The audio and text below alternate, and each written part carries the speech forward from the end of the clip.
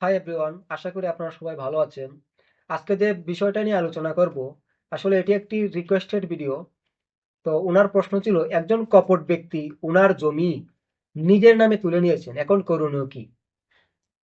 আপনার জমি যদি দলিল প্রতারণার মাধ্যমে অন্যের নামে চলে যায় বা উনি প্রতারণার মাধ্যমে আপনার জমি নিজের নামে করে নেন, তাহলে আপনাকে কিছু লিগ্যাল স্টেপ অবলম্বন করতে হবে।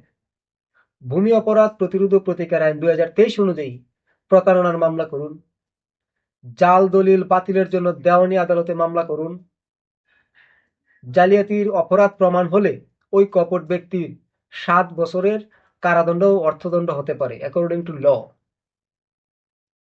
আচ্ছা, এখন আপনি যদি উল্লেখ্য বিষয়টি নিয়ে ওই কপট ব্যক্তির বিরুদ্ধে আদালতে একবার মামলা করে থাকেন এবং আদালত চূড়ান্ত সিদ্ধান্ত প্রদান করে থাকেন বা রায় প্রদান করে থাকেন এবং সেই রায়টি যদি আপনার এগেইনস্টে হয়, তাহলে আপনি কি পুনরায় আবার মামলা করতে পারবেন? এই বিষয়টি পুনরায় মামলা করা যাবে কি যাবে না তা নির্ভর করে রেস জুডিকাটা নীতির উপর, যা আমাদের দেওয়ানি কার্যবিধি সিপিসি কোড অফ সিভিল প্রসিডিউরের সেকশন 11-এ প্রপারলি উল্লেখ করা আছে। এর মানে হচ্ছে দুবারাধুষ বা আদালত কর্তৃক একবার নিষ্পত্তিকৃত কোনো বিষয়ে পুনরায় বিচার করা যাবে না। অর্থাৎ আপনি একবার মামলা করে থাকলেন এবং আদালত যদি চূড়ান্ত রায় প্রদান করে থাকেন, আপনি পুনরায় মামলা করতে পারবেন না। এখন ওই কপট ব্যক্তির ওপর একবার মামলা করে হেরে গিয়ে এর জের ধরে যদি কেউ ইচ্ছাকৃতভাবে মিথ্যা, বানোয়াট, হয়রানি বা হেনস্থা করার অভিপ্রায়ে বা উদ্দেশ্যে আদালতে মিথ্যা মামলা দায়ের করে থাকে, তাহলে কি হতে পারে? যদি কেউ ইচ্ছাকৃতভাবে অন্য ব্যক্তিকে হয়রানি বা হেনস্থা করার অভিপ্রায়ে বা উদ্দেশ্যে আদালতে মিথ্যা মামলা দায়ের করে, তাহলে এটি একটি আইন অনুযায়ী শাস্তিযোগ্য অপরাধ। আমাদের দণ্ডবিধি 1860 অনুযায়ী মিথ্যা মামলা দায়েরের শাস্তি সম্পর্কে সেকশন 211-এ বলা আছে, যদি কেউ ইচ্ছাকৃতভাবে ভিত্তিহীন মিথ্যা অভিযোগে মামলা দায়ের করে, তাহলে তার 2 বছর পর্যন্ত কারাদণ্ড, অর্থদণ্ড বা উভয়দণ্ড হতে পারে।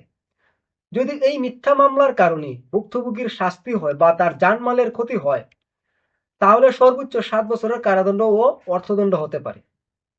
এখন মিথ্যা সাক্ষ্য প্রদানের শাস্তি। আসলে সাক্ষ্য প্রদানের কথাটি আনছি এই জন্যই যে আমাদের আশেপাশে কিছু মানুষ এমন আছে যারা বড়লোক, অর্থ প্রতিপত্তির অধিকারী, বিত্তশালী, ওই ওনাদের মন রক্ষা করার উদ্দেশ্যে অনেকে মিথ্যা সাক্ষ্য প্রদান করে থাকেন, কিন্তু তারা জানেন না যে এটি তাদের জন্য কতটা বিপজ্জনক হতে পারে। আমাদের দণ্ডবিধি 1860-এর সেকশন 192 এবং 193-তে এই মিথ্যা সাক্ষ্য প্রদান ও তার শাস্তি সম্পর্কে বলা আছে। আদালতে মিথ্যা সাক্ষ্য প্রদানে বা মিথ্যা সাক্ষ্য দিলে এটি একটি অপরাধ হিসাবে গণ্য হবে এবং সর্বোচ্চ 7 বছরের কারাদণ্ড ও অর্থদণ্ড হতে পারে। তাহলে ওই কপট ব্যক্তি কি কিছু করার থাকবে না? হ্যাঁ, উনি মানহানির মামলা করতে পারবেন। মানহানিকে ইংরেজিতে বলে defamation. What is the meaning of defamation? My friend circle who are studying law department with me, we are already know that about this topic of the defamation because our course teacher clearly explained this topic in our class. According to section 499 and 500 of the Penal Code 1860 clearly explain this topic. আসলে মানহানিতে মানে কোন কোন অপরাধ সংঘটিত হলে মানহানির মামলা করা যায় তা ওই ধারাগুলোতে 499 এবং 500 ধারাতে উল্লেখিত আছে। তো যেহেতু আপনি মিথ্যা মামলা করার ফলে ওই ভুক্তভোগীর মানহানি হয় বা ওনার ফ্যামিলি এটা নিয়ে খুব সাফার বুক করে, এতে এই এই কপট ব্যক্তি owner he has to right to take step against you. এতে অভিযোগ প্রমাণিত হলে অভিযুক্ত ব্যক্তির 2 বছর পর্যন্ত কারাদণ্ড, জরিমানা বা উভয়দণ্ড হতে পারে। I hope you clearly understand this topic. If you have any question, please inbox me. Thank you everyone. আশা করি আপনারা সবাই বুঝতে পেরেছেন।